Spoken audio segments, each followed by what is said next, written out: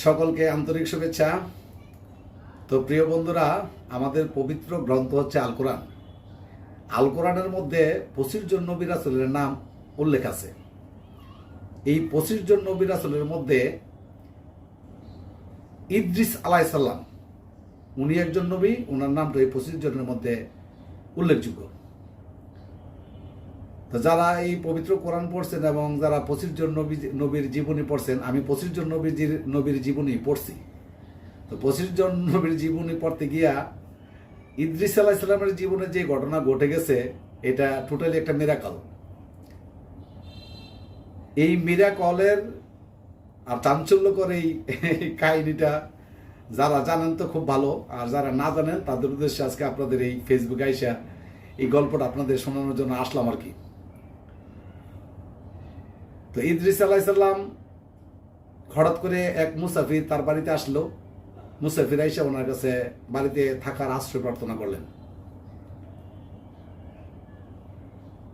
তখন ইদ্রিস আলাইহিস সালাম তাকে আশ্রয় দিলেন, কারণ মুসাফিরকে আশ্রয় দেওয়া আর কপরদক্ষিণ মুসাফিরকে অর্থ সহায়তা দিয়ে তার নিজ দেশে পৌঁছে দেওয়া তৎকালীন সময়ে ধর্মীয় বিধানের একটি উল্লেখযোগ্য অংশ ছিল এটা। মানে মুসাফিরকে বাড়িতে আশ্রয় দেওয়া এবং তাকে অর্থ সহায়তা দেওয়া। আর বর্তমান এই পৃথিবীতে তো মুসাফির শব্দটা আস্তে আস্তে বিলুপ্তির পথে, কারণ এখন তো আর ওরকম ক্রেডিট কার্ড হয়ে গেছে, ডেবিট কার্ড হয়ে গেছে। এখন মানুষ আর মুসাফির হয় না, হোটেল আছে, মোটেল আছে, রিসোর্ট আছে, বিভিন্ন জায়গায় গিয়ে থাকতে পারে। এক সময় এই পৃথিবীতে এটা ছিল না, যখন কোনো মানুষ এক রাজ্য থেকে অন্য রাজ্যে যাইতো, যদি খাদ্য ফুরিয়ে যেত বা ডাকাতে সম্পদ লুট করে নিয়ে যেত, অর্থ করে নিয়ে যেত, তখন একমাত্র উপায় ছিল মানুষের আশ্রয়, মানুষের কাছে সাহায্য প্রার্থনা করা। আর ওই মুসাফিরকে সাহায্য করা এটা পবিত্র কোরআনের কয়েক জায়গায় আছে। তো ওই মুসাফিরকে সাহায্য তো উনি তো রীতিমতো একজন নবী, তো উনি তো আর সাহায্য না করে পারে না। আল্লাহ তাআলা আমাদের যে পবিত্র কোরআন, এই পবিত্র কোরআনের সূরা বাকারার 177 নম্বর আয়াতে আল্লাহ বলছেন যে, হে নবী, পূর্ব এবং পশ্চিমে মুখ ফিরানোতে তোমাদের মধ্যে কোনো কল্যাণ নাই। কল্যাণ আছে, 1 নম্বরে আল্লাহ, 2 নম্বরে হলো আখিরাত, 3 নম্বরে হলো ফেরেশতা, 4 নম্বর হচ্ছে হলো নবী রাসূলগণ, 5 নম্বর হচ্ছে হলো নবী রাসূলগণের উপর অবতীর্ণ কিতাবসমূহ, 6 নম্বর হচ্ছে হলো আল্লাহর সন্তুষ্টি অর্জনের উদ্দেশ্যে পিতামাতা, আত্মীয় স্বজন, এতিম, অভাবী, মিসকিন, মুসাফির এবং কৃতদাসকে মুক্ত করা, সালাত কায়েম করা, যাকাত আদায় করা, ওয়াদা পালন করা, অত্যন্ত বিপদ আপদে বালা মুসিবতে ধৈর্য ধারণ করা, এগুলোর মধ্যে আছে যথেষ্ট কল্যাণ। তাহলে প্রিয় বন্ধুরা, মুসাফির এই শব্দটা কিন্তু আপনি দেখলেন যে সূরা বাকারা 177 নম্বর আয়াতে আল্লাহ ওয়াবাবি ও এতিম মিসকিন অভাবী, এতিম মিসকিন অভাবী এবং মুসাফির, এই 3টা শব্দ পাশাপাশি রাখছেন। তো ইদ্রিস আলাইহিস সালাম এই মুসাফিরকে তার বাড়িতে আশ্রয় দিলেন, রাত্রি যাপন হইল, খাওয়া দাওয়া বেশ ভালো করাইছেন। তো সকাল হইলেও দুজনে একটু ঘুরতে বেরোলো, মর্নিং ওয়াক আর কি। বেরোয় হঠাৎ করে এক বাগানের মধ্যে কিছু ফল, খুব তরতাজা সুন্দর ফল ঝুলতেছে গাছের মধ্যে। তখন এই মুসাফির ইদ্রিস নবীকে বলতেছে, এই মুসাফির আবার জানে উনি যে একজন নবী, যে ইয়া রাসূলুল্লাহ, আপনি লন, আমরা কিছু ফল এখান থেকে পেরে নিয়ে যাই, বিকালবেলা আমরা নাস্তা করতে পারবো। তখন ইদ্রিস আলাইহিস সালাম বললেন যে, এটা তো আর আমার ফলের বাগান নয়, আর আমি অন্যের বাগান থেকে তো ফল নিতে পারি না, এটা তো নেহায়েত একটা অন্যায় কাজ, আর এটা রীতিমতো চুরি, এটা আমার দ্বারা সম্ভব হবে না। তো তখন মুসাফির ওনার সাথে জি বলছে। তো ওই দিন আইসা পড়লেন মনে করে, আবার পরের দিন বিকালবেলা বেরোলেন, দুজনে হাঁটতে একটু গল্প গুজব করতেছে। তো হঠাৎ করে একটা চারণ মুভিতে গেলেন। চারণ মুভির মধ্যে গিয়ে দেখতেছে অনেক ভেড়া, তারপর হলো দুম্বা, এই তৃণভোজী প্রাণী কিছু ঘাস খাচ্ছে। তো হঠাৎ করে একটা দুম্বাকে দেখে উনি বলতেছে যে, ইয়া রাসূলুল্লাহ, এই দুম্বাটা খুবই চমৎকার সুন্দর, এই দুম্বাটা নিয়ে যদি আজকে রাত্রে আমরা জবাই করে পুড়ে কাবাব করে খাই, খুব সুস্বাদু হবে, খুব মজা হবে, নিয়ে যায় এটা। তখন ইদ্রিস আলাইহিস সালাম বাধা দিলেন যে, না, এই তৃণভোজী প্রাণী যেগুলা ঘাস খাচ্ছে ইয়ার মধ্যে চারণভূমিতে, এখানকার কোনো প্রাণী আমার না, কোনো পশুই আমার না, তা আমি অন্যের প্রাণী কীভাবে নেব? এটা তো নেহাত অন্যায়, এটা তো রীতিমতো চুরি হবে, এটা আমি করতে পারবো না। তো ওনার কথা সাই দিয়ে উনিও জি জি করলেন যে আচ্ছা আচ্ছা ঠিক আছে ঠিক আছে। তো চলে আসলেন বাড়িতে। তো রাত্রি যাপন করার পর রাত্রে ইদ্রিস আলাইহিস সালাম চিন্তা করতেছে এই লোকটা কি আদৌ মুসাফির না অন্য কোনো কিছু। আমার কাছে কেমন যেন একটা সন্দেহ মনে হচ্ছে যে এই লোকটা মুসাফির না। দেখি সকালে ওনাকে একটু জিজ্ঞাসা করে সত্য বলে কিনা। সকাল হইল, সকাল হওয়ার পর নাস্তার টেবিলে ওনারা জিজ্ঞাসা করতেছে আর কি যে আচ্ছা আপনি মুসাফির ভাই সত্য করে বলবেন কি আপনি কি আদৌ মুসাফির না আপনি ভিন্ন কোনো উদ্দেশ্য আছে আপনার? তখন আসলে উনি মুসাফির ছিলেন না। আল্লাহ তরফ থেকেই এই ইদ্রিস নবীকে পরীক্ষা করার জন্য মালাকাল মউত আজরাইল ফেরেশতা ওনার বাড়িতে মুসাফির বেশে আশ্রয় দিয়েছেন। তো তখন ওই আজরাইল ফেরেশতা বললেন আর কি যে ইয়া রাসূলুল্লাহ, আমি কোনো মুসাফির নই, আমি আল্লাহর তরফ থেকে আপনাকে কিছু পরীক্ষা করার জন্য আল্লাহ আপনার বাড়িতে আমাকে মুসাফির হিসেবে পাঠিয়েছে। তবে আমি দেখলাম 2টা পরীক্ষায় আমি নিলাম, 2টা পরীক্ষায় আপনি উত্তীর্ণ হয়েছেন। অন্যের বাগানের ফল আনেন নাই, এটা নেহায়ত অন্যায়, এটা চুরি হবে। অন্যের পশু আপনি আনেন নাই, এটাও নেহায়ত অন্যায় হবে, চুরি হবে। এই মনে করে আপনি আনেন নাই, আমি 2 জায়গায় দেখলাম আপনি আমার পরীক্ষায় উত্তীর্ণ হয়েছেন।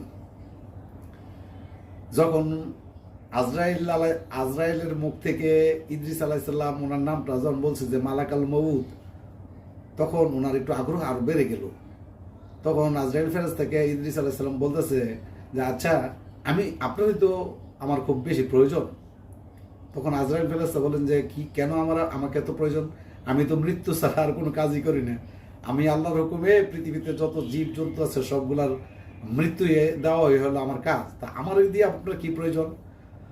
আমার প্রয়োজন হইল আমি পৃথিবীতে একবার মরতে চাই, আবার মরার পরে আবার জীবিত হতে চাই। এটা আমার বহুকাল ধরে আমার ভিতর মনের মধ্যে একটা আক্ষেপ। এটা কি তুমি আমাকে করে দিতে পারবে বা আপনি আমাকে করে দিতে পারবেন? তখন আজরাইল ফেরেশতা বলছে যে না, আমার তো একমাত্র আল্লাহর হুকুমে আমি মানুষের মৃত্যু দিই, এই ক্ষমতাটা আমার নাই। তাইলে আমি আমার রবকে জিজ্ঞাসা করে দেখতে পারি, এরকম অনুমতি যদি আমাকে দেয় তাহলে আমি করব। তখন আজরাইল ফেরেশতা আল্লাহর কাছে বললেন যে হে আল্লাহ, হে মহান রব, আপনার এই নবী তো আমার কাছে পৃথিবীতে মরতে চায় আবার পৃথিবীতে জীবিত হইতে চায়, এরকমটা ওনার অভিব্যক্তি। এখন আমি কি করব আপনি বলে দেন। তখন আল্লাহ বলছে আর কি যে হে আজরাইল ফেরেশতা, ইদ্রিস নবী যা চায় তুমি তাই করো। এই অনুমতি পাওয়ার পর ইদ্রিস আলাইহিস সালামকে এই আজরাইল ফেরেশতা বলতেছে যে আমি তো আল্লাহর কাছ থেকে অনুমতি পাইছি, এখন আমি কি আমার কাজ শুরু করব? তখন ওনার তো অনেক আগ্রহ, এটা চায় যে আমি উনি মারা যাবে তারপর আবার পৃথিবীতে জীবিত হয়েছে। এরকম ঘটনা কিন্তু পৃথিবীতে আর কখনো ঘটে নাই। একজন নবীর জীবনে এটা ঘটাইছে, এটা আল্লাহর তরফ থেকে। এটা হলো উজাইর নবী। উজাইর নবীর আল্লাহ তাআলা একবার মৃত্যু দিচ্ছে, 100 বছর পরে আবার ওনারে জীবিত করছে ওনার গাদাটা সহ। তো আর এটা হলো ইচ্ছাকৃতভাবে উনি চাইতেছে আমার মৃত্যু দাও, আমারও জীবিত করো, এরকমটা উনি চাচ্ছে। তখন এখন আল্লাহর কাছ থেকে তো উনি আদেশপ্রাপ্ত হইলেন, যথারীতি ওই ইদ্রিস আলাইহিস সালামকে ওনার জান কবজ করলেন। জান কবজ করার পর আবার ওনাকে জীবিত করলেন। জীবিত করার পর ইদ্রিস আলাইহিস সালাম মানে যেই মৃত্যুর যে আতঙ্ক, মৃত্যুর যে বিভীষিকাময় যন্ত্রণা, এই যন্ত্রণা নিয়ে খুব মানে আপসেট, মানে এটা কিভাবে বর্ণনা করবে। তখন আজরাইল ফেরেশতা বলতেছে যে আপনাকে খুব ভারাক্রান্ত দেখা যাচ্ছে, আপনাকে এমন লাগছে কেন? তখন বলছে যে মৃত্যু যে কি যন্ত্রণা, সেই যন্ত্রণাটা দেখে আসলাম। আমি পৃথিবীতে এমন কোনো জিনিস নাই যেটা দিয়ে এক্সাম্পল দিয়ে বুঝিয়ে দিতে পারবো যে এই যন্ত্রণাটা এরকম। তখন আজরাইল ফেরেশতা বলছে যে আমি তো আল্লাহর হুকুমে আপনার জানটা অনেক সহজভাবে ওই নিছি, তাতে যদি আপনি বলেন যে যন্ত্রণার কোনো এক্সাম্পল পৃথিবীতে নাই, তাহলে আর কি বলার আছে। আর এর সাথে কত কঠিনভাবে যে মানুষের প্রাণ নেওয়া হয় এটা আমিই জানি আর আমার রব জানে। এখন ইদ্রিস আলাইহিস সালাম তখন আজরাইল ফেরেশতাকে বললেন যে আচ্ছা একটা মানুষকে মৃত্যু দেওয়ার পরে তখন তারে তো কবরে নিয়ে জীবিত করা হয়, তা আমার তো তুমি পৃথিবীতে জীবিত করছো, তো কবরে যখন তাকে জাগ্রত করা হয় মুনকার নেকিরা এসে যখন তাকে সওয়াল জবাব করে, এটা আমরা জানি, তো তাকে তখন কি দেখানো হয়? তখন আজরাইল ফেরেশতা বলতেছে যে যখন তারে উঠানো হয়, উঠাইয়া প্রশ্ন করার পরে তারে প্রথমে জাহান্নাম দেখানো হয়, বাম পাশে জাহান্নামের ভয়াবহ চিত্রটা দেখানো হয়, আর ডান পাশে জান্নাতের ভয়াবহ সৌন্দর্যের যেই ইয়েটা আছে ওইটা দেখানো হয়। কোথায় আমি জান্নাত এবং জাহান্নাম দুইটাই দেখতে চাই।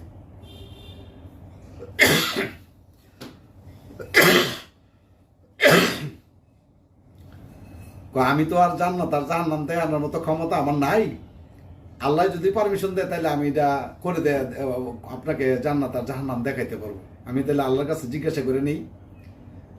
তখন আবার আজরাইল ফেরেশতা আল্লাহর কাছে জিজ্ঞাসা করেন যে আল্লাহ, তোমার এই নবী তো পৃথিবীতে মরছে, আবার তার জীবিত করা হইলো, এখন তো ওনার ইচ্ছা হইলো যে মৃত্যুর পরে যেহেতু জীবিত করার পরে জাহান্নাম আর জান্নাত দেখানো হয়, সওয়াল জবাবের পরে উনি তো এটা করতে চায়। তখন আল্লাহ আবার রীতিমতো আবার সেই একই কথা বললেন যে ইদ্রিস যা চায় তাই তুমি করো। তখন ইদ্রিস আলাইহিস সালামকে নিয়ে গেলেন জাহান্নাম দেখানোর জন্য। জাহান্নাতের বিভীষিকাময় আগুন, অগ্নিকুণ্ড আর বিভৎস দৃশ্য দেখে উনি থমকে গেলেন। উনি কিছুক্ষণ ওইখানে আর দাঁড়াতে চাইলেন না, সাথে সাথে বললেন যে এই আজরাইল ফেরেশতা, তুমি তাড়াতাড়ি আমার জান্নাতের সামনে নিয়ে যাও, আমি এনে আর দাঁড়ায় থাকতে পারবো না। জাহান্নাম দেখা হইল, নিয়ে গেল জান্নাতের কাছে। জান্নাতে না, জান্নাতে তো আবার গেট দেওয়া। তো তখন বলছে যে আপনি ভিতরে যে ঢুকবেন আবার কিন্তু বেরিয়ে চলে আসবেন, যান আপনি ভিতরে যান। তো জান্নাতের ভিতরে ইদ্রিস আলাইহিস সালাম গিয়ে জান্নাতের এই যে সৌন্দর্য, এই সৌন্দর্য দেখার পরে উনি কোনোভাবে আর জান্নাত থেকে বেরোতে চাচ্ছেন না, কোনোভাবেই বেরোতে চাচ্ছেন না। তো এখন ইদ্রিস আলাইহিস সালামের একটা কথা মনে হইলো, যে আরে আমি তো আজরাইল ফেরেশতাকে ওয়াদা করে আসছি যে আমি আবার যাব ফেরত, তাহলে তো আমি গুনাহগার হব নাইলে।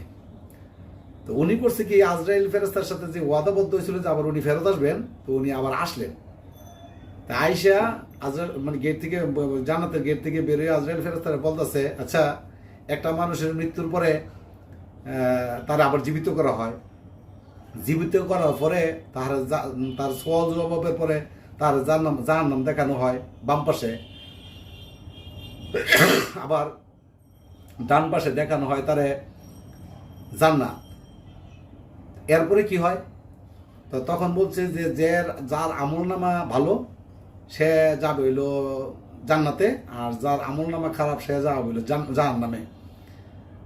তো নবী বলছে যে আপনি যে আমারে বলছেন যে আমি আবার ফেরত আসবো, আমি আসছি, তাহলে আমি এবার আবার জান্নাতে গেলাম। দৌড় দিয়ে উনি আবার জান্নাতের ভিতরে ঢুকে গেলেন। ঢুকে যাওয়ার পরে উনি আর বেরো না। তখন আজরাইল ফেরেশতা তো এই জান্নাতের ভিতরে দরজার সামনে, গেটের সামনে দণ্ডায়মান, কোনোভাবে আর ইদ্রিস আলাইহিস সালাম আর ফেরত আসতেছে না। তখন আল্লাহর কাছে ফরিয়াদ করলো যে আল্লাহ, তোমার নবী তো জান্নাতের ভিতরে ঢুকছে, আর বেরোনোর কোনো নামগন্ধই দেখি না। তখন আল্লাহ আজরাইল ফেরেশতাকে বলতেছে আর কি যে আজরাইল, আমি ইদ্রিসের তকদিরে অর্থাৎ ইদ্রিসের ভাগ্যে এটাই লিখে রেখেছিলাম যে সে একবার জান্নাতে ঢুকবে, আবার তোমার ওয়াদা রক্ষা করার জন্য সে বেরিয়ে আসবে, আবার ঢুকলে সে আর কখনো বের হবে না। এটাই তার তকদিরে রেখা, কাল কিয়ামত পর্যন্ত না, মানে অনন্তকাল সে জান্নাতের ভিতরে থাকবে, আর তাকে আমিও বের করব না, আর তোমার এখানে থাকার কোনো প্রয়োজন নাই। তো এই হলো প্রিয় বন্ধুরা ইদ্রিস আলাইহিস সালামের জীবনে, অর্থাৎ একটা মিরাকল। যতগুলো নবী রাসূলের জীবনী পড়ছি এর মধ্যে এই ভাগ্যের যে একটা খেলা, তকদিরের যে একটা খেলা খেলে রাখছে মহান সৃষ্টিকর্তা, যে ওনার ভাগ্যেই লেখা ছিল এইভাবে পৃথিবীতে উনি মারা যাবেন, এইভাবে পৃথিবীতে আবার জীবিত হবেন, আবার ওনাকে জীবিত করে জাহান্নাম জান্নাত দেখানোর পরে ওনার জান্নাতে প্রবেশ করানোর পরে আর উনি বের হবেন না। এটাই ওনার তকদিরে লেখা ছিল। এটা আল্লাহ তাআলা স্পষ্ট বয়ান হলো পবিত্র কোরআনের মধ্যে। এটা আপনারা ভালোভাবে ওনার সিরাত বা জীবনী পড়ে দেখে নিতে পারেন। সকলকে ধন্যবাদ, ভালো থাকবেন, সুস্থ থাকুন, সকলের জন্য মঙ্গল কামনা রইল। ধন্যবাদ।